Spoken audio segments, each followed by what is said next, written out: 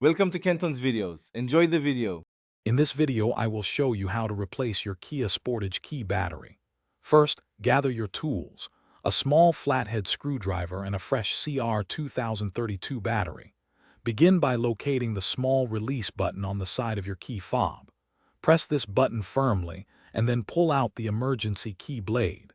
This step provides access to the key fob's internal components, making the next steps much easier to perform. Be gentle to avoid any damage. Now that the emergency key is out, look for a small notch along the seam of the key fob. Carefully insert the tip of your small flathead screwdriver into this notch. With a gentle twisting motion, slowly pry apart the two halves of the key fob. You should hear a slight click as the casing separates. Take your time and avoid using too much force to prevent any damage to the plastic housing or internal electronics.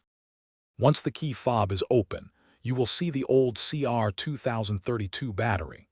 Before removing it, take a moment to observe its orientation, noting which side is facing up. Gently pry out the old battery using your screwdriver or fingernail. Now, take your new CR2032 battery and insert it into the slot, ensuring the positive side, usually marked with a plus sign, is facing upwards. This ensures proper contact and functionality. With the new battery in place, carefully align the two halves of your key fob. Press them firmly together until you hear a satisfying click, indicating they are securely closed. Don't forget to slide the emergency key blade back into its slot until it locks into position. Test your key fob to ensure it's working correctly. For a fresh car scent, check out the Little Trees Black Ice link in the description, along with other great deals. Your Kia key is now ready to go. Thanks for watching. Consider subscribing if we helped you.